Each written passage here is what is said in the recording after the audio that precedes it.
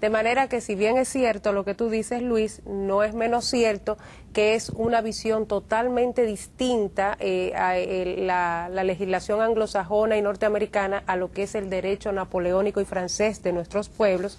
Y bajo estas leyes, muchas empresas, infinidades de empresas, después de someterse, vuelven y se incorporan de esta manera en lo que es ya su condición. Es como decir, bueno, un chance, vamos a recomponer los flujos financieros de la entidad, vamos a organizar los compromisos, vamos a organizar la deuda, vamos a reducir gastos, vamos a hacer viable de la manera sostenible financiera y económicamente la empresa, y de esta manera podemos garantizar su permanencia. Sobre lo que usted dice, doña Rosana, es tan cierto que yo conozco de empresas en Estados Unidos que tienen 10 años en la categoría de quiebra, porque están funcionando perfectamente. Sí. De hecho, esa empresa que yo conozco, que me permite no mencionar su nombre, no le gusta salir de la posición de quiebra, porque sí, tiene menos presión para poder trabajar. Claro. ¿Entiendes? Y cumple su compromiso, pero con un plan. Pero sin la presión de demandas judiciales. Exactamente. De hecho, las industrias automóviles han ido a la quiebra, sí, varias veces en la historia norteamericana y se han recuperado. Yo creo que lo que pasa con esta financiera, que tuvo que irse a esa categoría porque la presión que estaba recibiendo era muy alta. Muy fuerte. Y sobre todo la liquidez no la tenía en la mano. Exacto. O sea, con una financiera pasa algo. Cuando hay una gran demanda de reclamación de las inversiones de los accionistas que excede la liquidez diaria o cotidiana, los cobros son mayores que los ingresos. Lamentablemente tiene que irse a esa parte para quitarse esa presión de encima y trabajar despacio. No es que no puede seguir prestando, sí, y no es que no va a seguir cobrando, pero tiene necesariamente menos presión con su compromiso de pagos. Así es. Vamos a una pausa y regresamos en un momentito.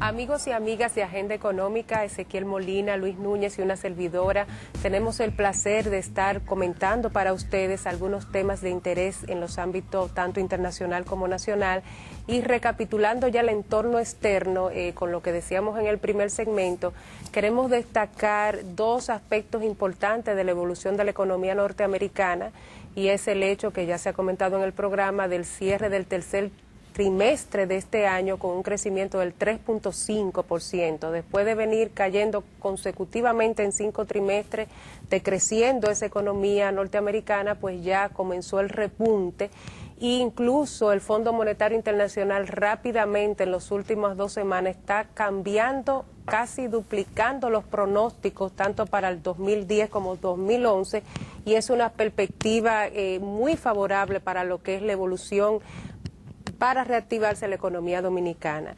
Y otro aspecto importante es que el tema de las exportaciones de ese país, con la debilidad del dólar norteamericano, también han tenido un repunte, pero también se ha visto cierta mejoría de lo que podría ser el curso de la demanda, de lo que ellos importan, es decir, de nuestras exportaciones hacia ese país, donde ya también las proyecciones que se hacen, sobre todo para dentro de 2 o 3 trimestres, ya muestran un panorama mucho más favorable de lo que se pensaba por el corto tiempo que ya se ha vaticinado lo que es la leve recuperación que tiene el mundo, de manera que queríamos destacar ese aspecto y pasar a Ezequiel, que tiene algo muy interesante que contarnos. Yo creo que trabajando sobre el asunto internacional, es bueno que los amigos televidentes vean un pequeño video de 2 minutos, que Mariano Everlé, nuestro productor, le hizo una entrevista y le hizo una sola pregunta a Andrés Oppenheimer,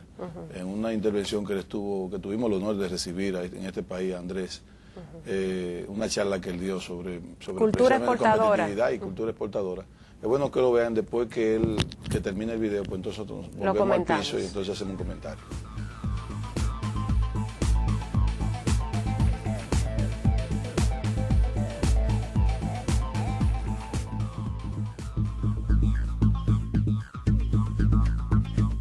Los últimos 2 o 3 años he estado muchas veces en China, en India, en Singapur, acabo de venir de Singapur, haciendo investigación para un nuevo libro sobre la competitividad, esto que estamos hablando hoy.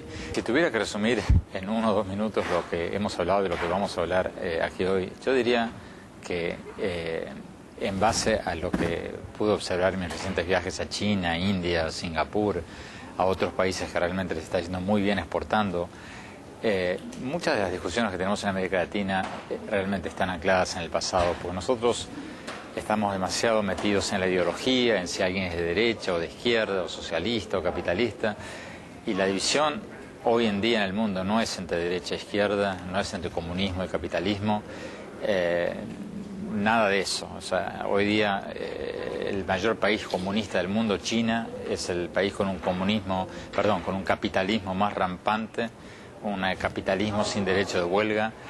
Entonces, todas esas divisiones son divisiones del pasado. La división real hoy en día es entre los países globalizados y los encerrados en sí mismos. Y yo puedo mencionar docenas de países de todos los colores ideológicos que han crecido y reducido la pobreza, abriéndose al mundo y apostándole a la globalización, desde China y Vietnam, comunistas, hasta Singapur, una dictadura de derecha, hasta los gobiernos socialistas de Chile y de España, y no pueden mencionar un solo país que haya crecido y reducido la pobreza cerrándose al mundo.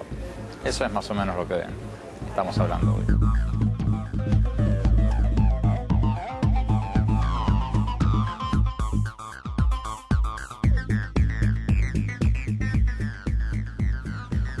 Bien, los amigos televidentes vieron ahí a Andrés Oppenheimer, es un gran analista económico, un periodista argentino, tengo entendido, y ciertamente ha recorrido el mundo, pero él es muy especialista en la situación asiática. Los países asiáticos son como su especialidad. Y yo donde quiero observar un poco a Andrés Oppenheimer es que los países asiáticos tienen el comunismo solamente de nombre. Son más capitalistas, pero aún así tienen un gran control del Estado. O sea, si nosotros vemos la historia económica y política de los países asiáticos, todos tienen un gran control del Estado. Y una estabilidad política tremenda. Correctamente. Aunque sea con ciertas restricciones. Con ciertas restricciones, o sea, no hay huelga. Las elecciones en China, ustedes no la van a ver así. Hay continuidad de Estado. Programa país. Correcto. Hay mucho respeto, sobre todo en el control de la corrupción. O sea, en esos países asiáticos no es que no la hay, pero bueno, hay que tener mucho cuidado para hacer. Hay que andar fino. Hay que andar con mucho cuidado. Entonces, esas son de las cosas que yo siento que nos falta a los países latinoamericanos, a los países subdesarrollados sobre todo. Andrés Oppenheimer, aunque es latinoamericano, lo critica mucho al latinoamericano, porque de ahí fue que le dije a ustedes y a los amigos televidentes hace un tiempo, que América Latina es el 11% de la población mundial y el 75% de la delincuencia. Entonces, que eso a él le choca mucho, eso fue de un libro que yo lo leí. Entonces él dice que los países latinoamericanos se han quedado se han quedado precisamente en los ideales políticos, en si es de izquierda, en si es de derecha. Es una retórica. Correcto. Pierde mucho tiempo. Esos sofismas.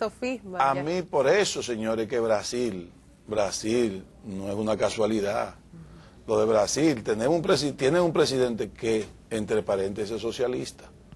Pero mire cómo ha llevado ese país a una gran riqueza, un país totalmente capitalista, pero con un corte que está buscando la justicia social. Equidad social. Aunque en cierta forma no lo han logrado porque es muy amplio el abismo o el estrecho entre una clase y otra. Pero lo ha reducido.